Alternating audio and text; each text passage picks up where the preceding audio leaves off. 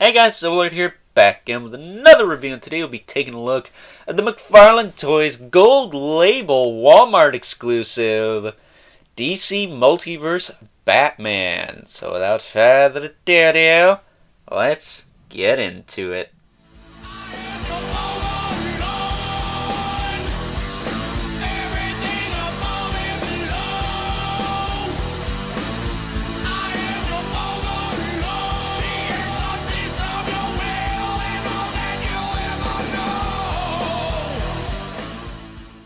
Alrighty guys, as I said before, today we are taking a look at the Gold Label Batman. He is a Walmart exclusive, so I say, ugh, but he is a McFarlane Toys Walmart exclusive, so he's a little bit easier to get your hands on. But of course, he is also part of the DC Multiverse line, just as a one-off though. Much like the Flashpoint Batman I took a look at before Christmas last year. This guy is a bit of a one-off, but this is a bit more of a special one-off because this version of Batman is designed by none other than the man Todd McFarlane himself, and that is pretty cool. So with that being said, let's kick things off with aesthetics and articulation, shall we? Let's see. As I said in the White Knight Batman review from last week, I wanted to see some more long-eared Batman, and this definitely fits the bill.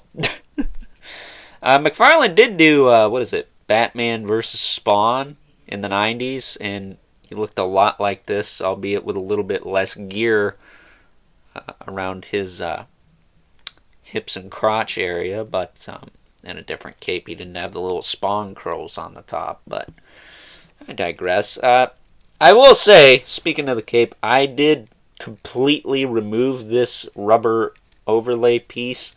It just kind of pegs into the front here, and I removed it for the sheer fact that the neck on mine was very hindering towards the head movement. It was very much a hindrance when it came to trying to pose the head around. It still kind of is, but I might be able to heat it up and whatnot and fix that. But it shows you the lengths I will go to investigate a problem, doesn't it? But it's not too bad. It's a lot better now. I don't think they needed to glue the neck overlay on the neck underneath, to be honest. I think they could have just left that unglued, because that pretty much solved the problem in a nutshell. So, speaking of the articulation, you can rotate his head all the way around, snap his neck, now he's dead. Get a lot of attitude out of that. Again, the neck is going to hinder it, leaning it to that side. Let me know if you have that problem, by the way. I'm not sure if that's just a me thing or not. You can look up pretty far, all things considered. You can look down. Pretty good, too. You're not going to mess this up, either. I sure as heck haven't. And mine's not glued in at all right now. Shoulders, I'm not sure which one to use. I'll use this one. Go out to the side pretty far. They are really stiff on mine, though. So a little bit of hot water fixed that. But they stiffen right the heck back up. So be careful with that. You do get your rotation. You do get your McFarlane style kind of butterfly joints. Tighter than the past couple of figures I've looked at. It's got a bicep swivel, double joint at the elbow. It's a little bit different over here because this side he's got this kind of bicep bracelet thing. It's like a utility belt on his arm. But you can bend the arm up pretty far. And he can punch himself in his own face. Or in this case, the side of his face. Straighten that back out. The hands have the same McFarlane style kind of ball hinges going on, so you can rotate him and this and that. I will say he's got a mixture of the death metal Batman, the Flashpoint Batman, and like a 90s Nightfall style Batman going on, and that's awesome because those are some of my favorite versions of the Dark Knight, so I'm okay with that. He's got fairly limited torso articulation, I mean, that's to be expected at this point. It can rotate. That's pretty much all it's good for. I can't get a ton of crunch out of it, and I did heat it up too, so if anything, that should move. But the upper torso, you're not going to get a lot out of that. It is a little loose, but it's not that bad. Hips kick out to the side pretty far. All things considered, even though he does have these extra things on his hips, I'm like, what the heck do I call that? This side kicks out a little bit more because there's less on this side. He does actually have a thigh swivel too, so that's nice. Double joint at the knee. He could probably kick his own arse, but yeah, he could totally kick his own ass. Look at that. Boom shakalaka. Again, really stiff joints on this guy. And then, of course, his feet will rotate and hinge back. Not so much fun. Well, I say that, and then it hinges forward. What the hell? Then he also has that rocker and a toe joint, which on this guy, on both sides, even after heating it, are nice and tight. So I'm okay with that. And I'm okay with this figure. This figure's awesome. This thing's badass. This is like one of my favorite figures of the year so far, I think. I mean, I haven't actually gotten a whole lot of stuff that's come out this year because I've been playing catch-up because, well, 2020 sucked for those of you who were living under a freaking rock. And let's just say my area didn't get a lot of stuff when it was supposed to say the very least. So, that being said, let's move on to the accessories. Moving on to the accessories, and the gold label Batman does come with a few, other than the standard black display base with a peg on it. Alrighty. I'm over those guys. So as a collectible trading card, whoa, it got real dark for a second there. With the artwork of this Batman on it, and of course the figure is going to look just like this because it's drawn by Todd McFarlane, so that makes sense. There's the bio on the back. You can pause and read it if you want. It's probably the same bio for every Batman, but I imagine this one's a little bit more on the hardcore side because it is Todd McFarlane Batman. Now, he does come with a few accessories for himself. He's got these goggles here,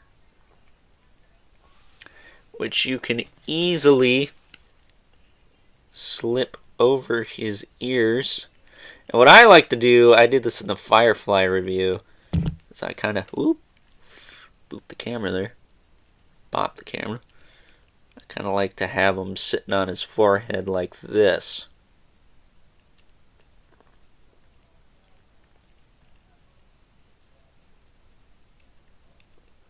Because why not? Or, you know, you can lift up the back a little bit.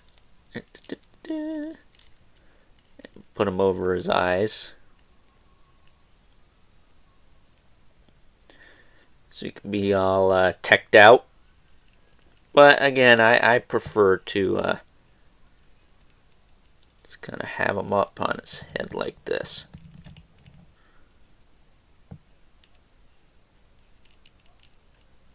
I am more than content with this look here. I think that looks fine. And then his swords, which to be honest, they look more like daggers than swords. He's got two of them. I wish they were like twice as long. They call them swords, but man, these just look like Bowie knives or something. You can, of course, put them in his hands, but what I like to do,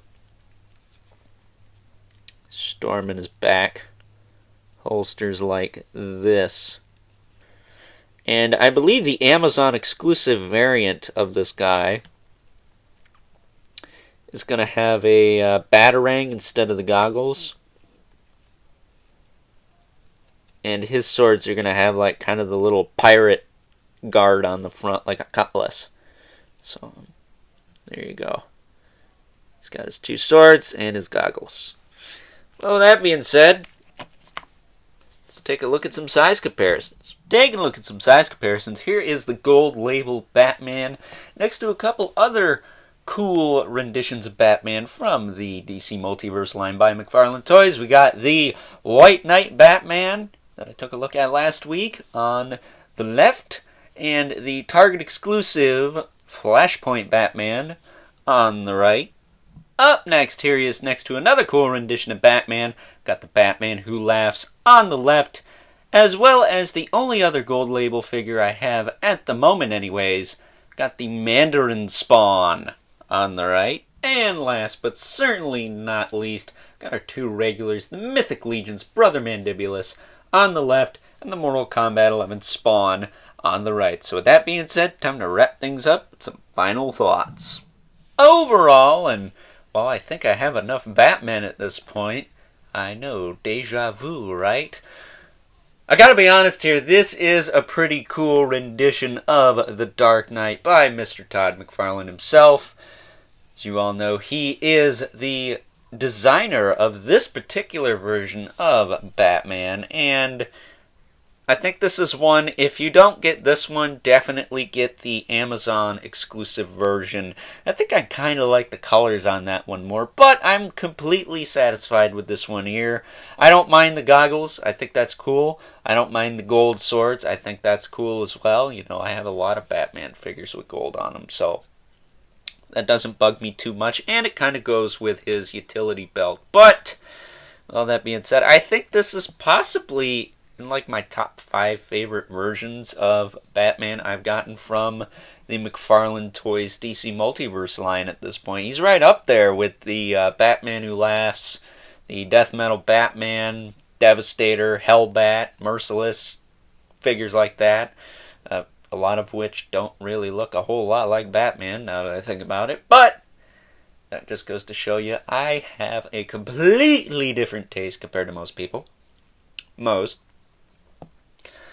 But if I was going to say one thing, I do think the neck is a little weird. How the sculpt is kind of off. But again, maybe a little heat and whatnot will fix that. I did go the whole 9 yards and pop the entire cape and quote-unquote cowl assembly off for the most part, didn't I?